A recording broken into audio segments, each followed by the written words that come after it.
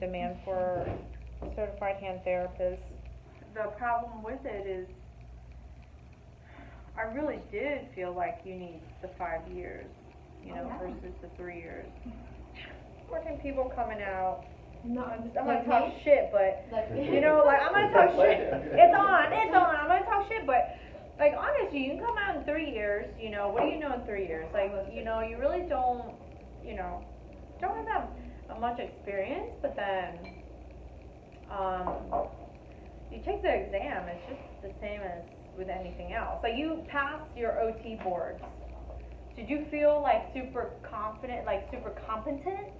That you could go and do, just about anything in OT? Like, no, you didn't. You just passed the boards, and now you're like legit, And because you have it, then you can, I guess, in a way, get fired up and say, okay, now I can go, and what else can I study, and what else can I improve my skills on, and stuff like that. So, when it comes to the CHC, it's essentially the same thing. Essentially the same thing. You do your hours. So what they didn't reduce was the amount of hours that you need. So you need, no, it's 4,000 hours. It's always 4,000 hours. So the number of years reduced from 5 years. So the criteria to sit for the boards was 5 years. Are you go ahead, double check for me, because my ass had to wait 5 years before I could sit for it. And what I did was I was in year 4 and some change, and then I got placed in outpatient.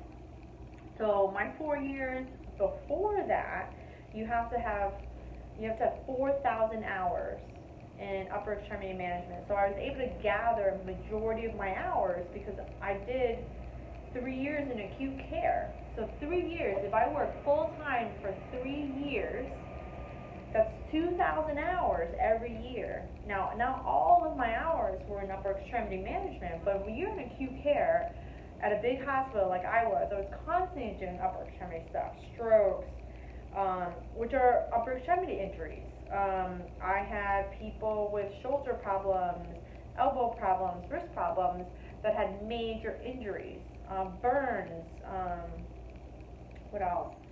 I had open heart surgery patients that had their radial artery harvested and had, wrist and thumb issues afterwards, Like you can count, that's all, like if I treated them, I counted that.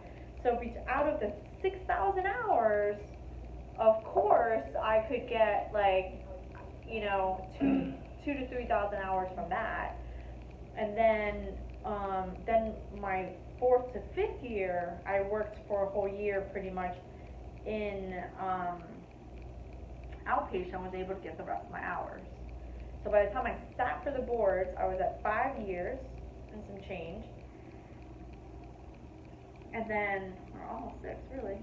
And then I had my 4,000 hours. And the whole thing with the boards is you had to have your 4,000 hours within the last 5 years. So if I was a therapist for 20 years and my 4,000 hours were at the beginning of my career, I could no longer count that. It had to be the most recent 4,000 hours. So, but they changed it, I don't know, but all the rest of them is the same. The hours, 4,000 hours, now they just reduce it in number of years, and then you still have to take the test and pass.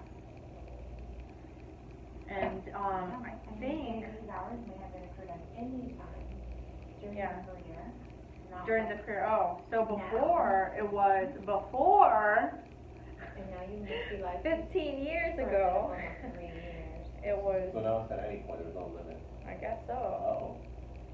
Which, I mean, hey man, dude, I don't make the rules, I just live by them.